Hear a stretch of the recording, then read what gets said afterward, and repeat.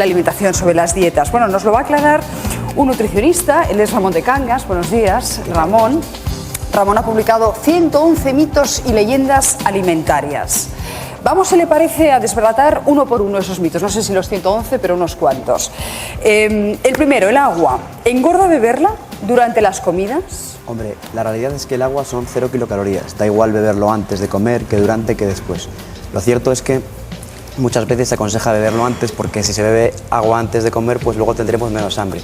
Pero en la práctica da igual. Realmente pues el agua aporta 0 kilocalorías y tenemos que beber al día entre 1,5 y 2 litros de agua por cuestiones de salud, pero sin miedo a engordar y tampoco adelgaza. Lo digo porque a veces las personas que hacen régimen siempre van con una botella de agua a todas partes. Eso es conveniente, nos da incluso la sensación que abusan de la ingesta de agua, ¿no? Cierto, como decía pues la chica que hablaba antes. Sí, Paqui, que decía, yo bebo agua, pero claro, llega un momento que ya ni el agua me sirve, ¿no? Exacto, lo hacen con la idea de intentar saciarse, pero la realidad es esa, que hay que ver la cantidad justa por cuestiones de salud, pero ni adelgaza ni engorda. O sea que en ese sentido hay que ver la cantidad adecuada, pero nada más. ¿Qué pasa con el agua que lleva gas? Hombre, ¿podemos beberla sin problemas? Es otro mito también.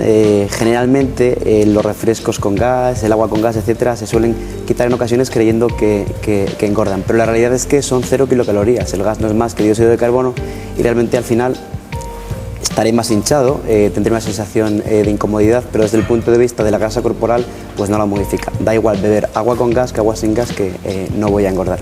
¿Y qué me dice de la sal? Porque está prácticamente vetada en todas las dietas.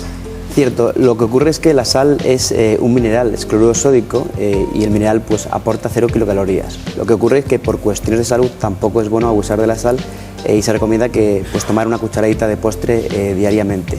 Lo cierto es que un exceso de sal puede producir un aumento de la cantidad de agua extracelular, pero la grasa, que es lo que importa, los michelines y cartucheras, no tiene demasiada importancia.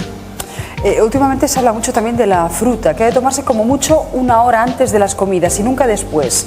¿Es eso cierto? ¿La tenemos que eliminar del postre? Eso sería una dieta milagro que está bastante de moda. Una vez más, como en el caso de agua, si yo me tomo 2 manzanas antes de comer, pues lógicamente después voy a tomar menos cantidad de comida. Pero la fruta da igual tomarla antes de comer que durante, que de postre, porque aporta las mismas kilocalorías a la hora a la que se tome. Eso de que fermenta cuando se toma de postre es un mito alimentario que no tiene ninguna base científica, y ese tipo de mensajes pues condicionan muchas veces la alimentación de la gente y nunca son recomendados. Hombre, sí que es cierto que si queremos picotear, ¿no?, en una dieta, siempre es mejor una pieza de fruta que no otra cosa, ¿no? Eso sí que eso se lo recomendará, ¿no? Sí, además muchas veces entre horas, pues hacer una media mañana, una merienda, etcétera, la fruta es una buena opción. ¿Hay alguna fruta? Tenemos aquí un bodegón y, en fin, creo que tiene usted muchos alimentos para comentar, pero, por ejemplo, ¿alguna fruta que deberíamos no tomar cuando estamos sometiéndonos a una dieta? El plátano, la uva, siempre se ha dicho que tiene mucho azúcar. Eso también es un mito, porque si nosotros vamos a las tablas de composición de alimentos, veremos que efectivamente 100 gramos de plátano, por ejemplo, aportan casi el doble de kilocalorías que 100 gramos de manzana. Pero en la práctica nosotros no comemos 100 gramos de plátano o 100 gramos de manzana, comemos o un plátano o una manzana.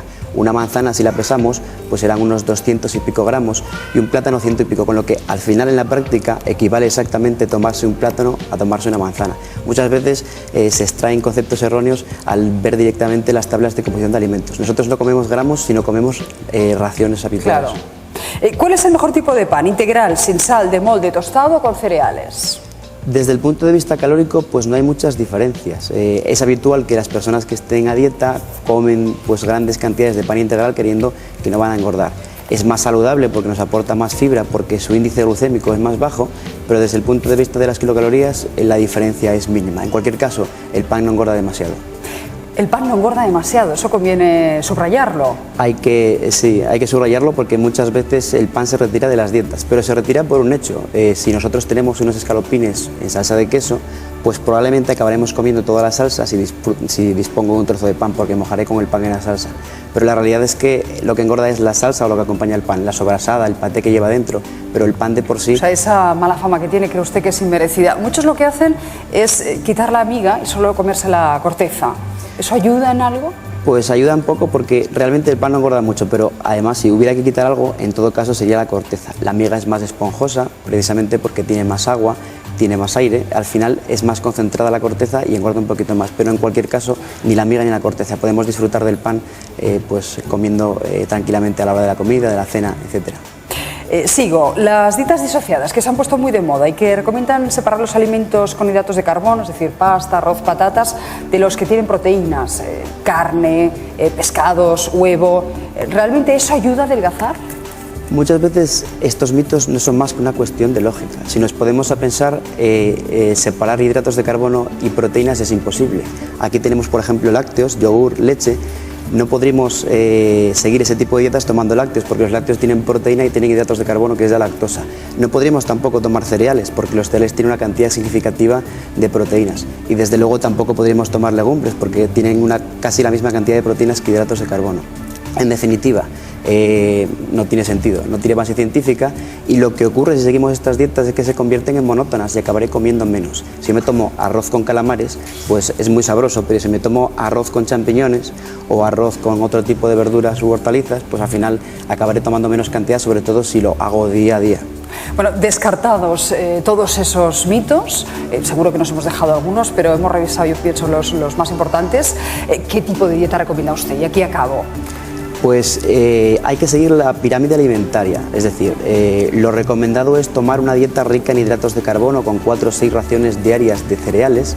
También se recomienda tomar 3 o más raciones de frutas al día y al menos una de ellas en forma de cítrico para garantizar pues, un aporte de vitamina C, 2 o más raciones de verduras y hortalizas y al menos una de ellas en forma de ensalada por las pérdidas de vitaminas derivadas de la cocción de verduras, etcétera. Y se recomienda pues hacer 5 o 6 comidas al día, precisamente para evitar pues la ansiedad o la sensación de hambre que al final, si pasa mucho tiempo entre el desayuno y la comida o entre la comida y la cena, acabará provocando que acabe recurriendo a alimentos pues tipo bollería industrial, snacks, etcétera, que aportan muchas kilocalorías y que además no son saludables. Haciendo 5 o 6 comidas al día, comiendo cantidades pequeñas y una dieta baja en grasas y variada, ¿qué dice usted? Pues al final seguiré una dieta equilibrada, saludable y además controlaré mi peso e incluso podré reducir grasa corporal. ¿Acompañado de ejercicio físico, a poder ser? El ejercicio físico siempre es bueno por cuestiones de salud y porque ayuda a modificar la composición corporal. Puede ayudarnos a ganar masa muscular y a perder grasa. Ramón de Cangas, muchísimas gracias. Muchas gracias. Bueno, señores, ¿se acuerdan del cheque bebé? Vamos a cambiar de asunto. Aquel pago único de 2.500 euros que prometió el presidente del gobierno para fomentar la natalidad en este país y ayudar así a las familias. Pues 10 meses después